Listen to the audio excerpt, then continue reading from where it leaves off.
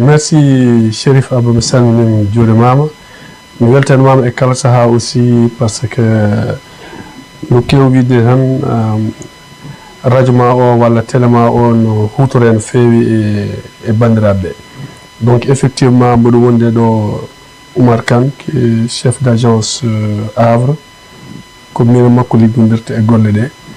Donc mi ari ɗo hannde salmindemo e yiidemo e golle tiɗɗe ɗe min kuccani faade e élection législative 2022. Élection c'est le 31 juillet kono hade ɗum ɗon il faut ko yimɓe ɓe bindo e liste électorale. Donc ɗum woni komin puɗɗi mi rewi nane Mantes-la Jolie donc garmi ɗo yettade pour humpitade hoto golle ɗe jarata e kadi disnodirde e mabɓe liggey payaɗo o beela aɗum yaara no foti yaron ni.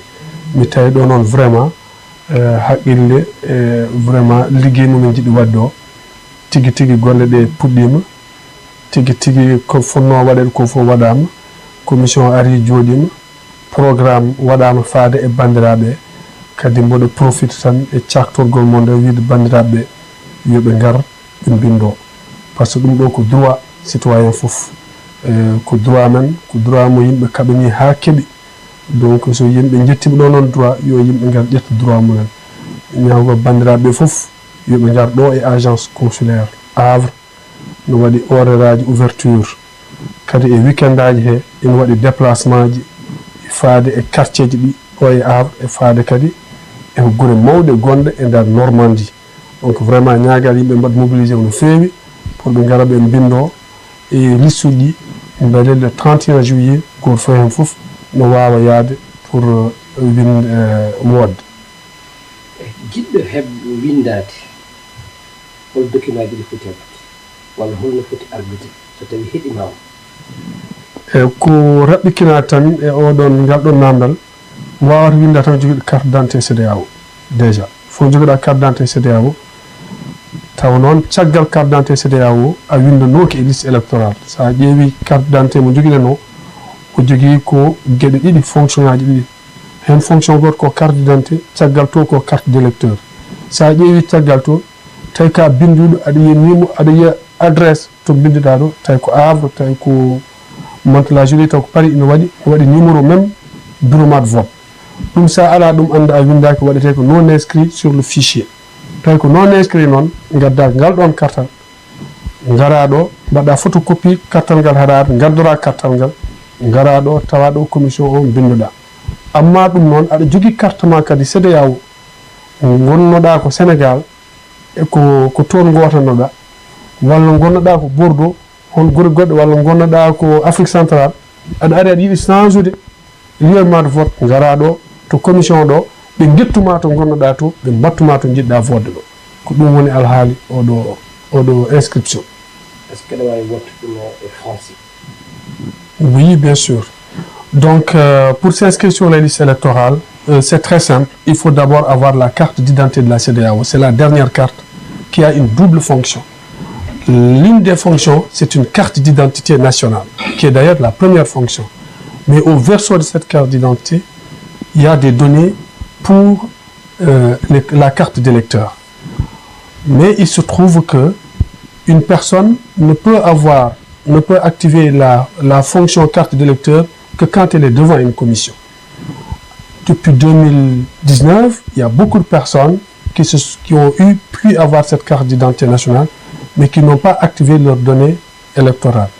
Et le rôle de la mission, effectivement, c'est de pouvoir activer donc les données électorales pour pouvoir avoir un lieu de vote et bien sûr un bureau de vote. Donc toute personne qui au verso de sa carte d'identité n'a pas de lieu de vote et de bureau de vote, elle doit savoir qu'elle n'est pas inscrite sur le fichier électoral. Donc elle peut se rendre ici dans la commission à Havre ou dans d'autres lieux de commission, parce qu'il y a un programme en Normandie qui est bien notifié, qu'ils aillent s'inscrire donc sur les listes électorales.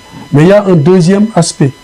Ce sont ceux qui sont venus en France après donc les inscriptions sur les listes électorales de 2019, qui n'ont pas pu s'inscrire ou qui ont atteint la majorité et qui avaient la carte d'identité et qui n'avaient pas pu s'inscrire sur les listes électorales. Donc ces gens-là peuvent venir donc s'inscrire sur les listes électorales pour ceux qui viennent d'avoir l'âge donc de 18 ans, ou ceux qui n'avaient jamais été inscrits, non, qui étaient inscrits pardon, au Sénégal ou en Afrique centrale par exemple. Ces gens-là peuvent venir effectivement changer leur lieu de vote. Donc cette commission, elle peut vous inscrire sur les listes électorales et changer votre lieu de vote. Ok, merci.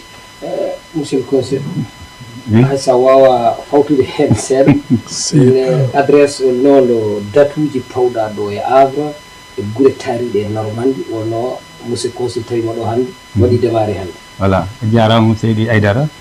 Donc pularam non labat no fewi quoi. Voilà, donc je voulais donc dire merci donc à monsieur le consul général qui est venu nous rendre visite dans le cadre du démarrage de la révision exceptionnelle des listes électorales. Donc il faut comprendre que l'agence consulaire du Havre dépend du consulat général du Sénégal à Paris. Donc il est venu donc pour installer vraiment la commission administrative et le travail a commencé aujourd'hui. Donc je voudrais donc lancer un appel à nos compatriotes établis en Normandie pour leur dire qu'à compter de ce jour jusqu'au 31 mars, l'agence consulaire en relation avec le consulat du Sénégal à Paris mettra tout en œuvre vraiment pour, d'une part, inscrire massivement les Sénégalais détenteurs de la carte d'identité nationale CEDEAO et d'autre part aussi procéder aux modifications pour ceux qui veulent changer de lieu de vote ou bien de lieu de vote de façon générale. Donc c'est pour moi l'occasion aussi de vous dire que les jours ouvrés, donc du lundi au vendredi de 10h à 17h, nous serons au Havre, donc notamment au niveau de l'agence consulaire, et nous allons aussi nous déplacer dans les deux secteurs où il y a le plus de Sénégalais en Normandie, dans la ville, c'est-à-dire le secteur de Coquelueville et Bois de Blé-de-Ville. Nous serons donc à Bois de Blé-de-Ville les 17 et 18 mars, s'il plaît à Dieu, et les 23 et 24 mars, nous serons à Coquelueville. À côté de cela aussi, nous allons nous déplacer pour aller dans les grandes villes où il y a les Sénégalais. Notamment, le dimanche 13, nous serons à Vernon. Le samedi 19 mars, nous serons à Caen. Le dimanche 20 mars, nous serons à Évreux. Le samedi 26 mars, nous serons à Elbeuf. Et enfin, nous allons finir par Rouen le 27 mars. Donc c'est pour moi l'occasion de demander aux Sénégalais de sortir et de venir s'inscrire massivement vraiment pour la tenue d'un scrutin vraiment libre et transparent. Donc c'est encore une fois l'occasion pour moi aussi de dire merci à monsieur le consul général. Depuis ma prise de fonction ici, il y a 6 mois, il met tout en œuvre vraiment pour m'aider à réussir ma mission, une mission qui m'a été confiée sous sa responsabilité directe au service exclusif, il faut le dire, de nos compatriotes en Normandie. Je vous remercie. mi ɓeyde hen tan Chérif vraiment ko yimɓeɓe yoɓe ngar windade par ce que no temps o waɗi ƴettiranno temps nden ni joni ƴettirta ina yaawi ha maayi wona machine wona haydara ça va très vite vraiment que les gens se mobilisent pour venir s'inscrire ça va très vite donc il n'y a pas une longue attente et vraiment comme l'a dit le chef d'agence Oumar Kane que je remercie beaucoup pour déjà sa compétence, hein. Donc c'est un travail qu'il connaît très bien, même si à Paris, au Havre, c'est sa première opération, mais il a beaucoup d'expérience sur la gestion donc des élections. Donc c'est pour cela qu'il a mis en place un dispositif très opérationnel et je compte vraiment sur nos compatriotes de la Normandie de venir massivement s'inscrire sur les listes électorales. Voilà. So tawi yimɓe ne yiɗi wadde carte d'identité donc ça pose problème holno mbawɗa wonde mbaɗa rapproché Paris agence Paris. Carte d'identité Adandi, je remercie là aussi le chef d'agence qui a eu une belle idée il y a au mois de décembre, hein, je pense. Donc au Adido service a dit carte d'identité et passeport et Havre. Il y a quand même beaucoup qui ont une carte d'identité. Donc maɓe gon de 200 personnes donc ɓen tan déjà so ngari ɓen goto hen foof windaki e liste électorale hen goto foof keɓɗo carte d'identité mum ko non inscrit donc ɗum ɗon ko balle facilitation ɗimin mbaɗi e oɗon saaha e ɗo joni aussi kala jiɗɗo wadde carte d'identité min mbawa yiide yimɓe mamin de probléme carte d'identité par ce que carte d'identité wona minen mbaɗa ɗum min mbaɗat enroulé rek ha Dakar kono yo yimɓe ngar yoɓe jokkondiri amen ɓe ngara mamin ƴeewa wadde hen ko min mbawi sohla jaɓe eyyi mi nani haala ma a wi carte nanɗo ma ɗo jooɗi ha wayno leydi holno mbawɗa wadde lancé appel kala mennoɗo wadde carte ni bo pari heɓali kartal mum ene jogui numéro waɗata contacté pour wadde vérifier so carte mum nan toon arana so tawi ene yiiɗi wodde non carte ɗe aussi carte d'électeur ɗi ko ɗo ɗi goni Havre donc bureau Havre jogui indépendance mum to banggue gestion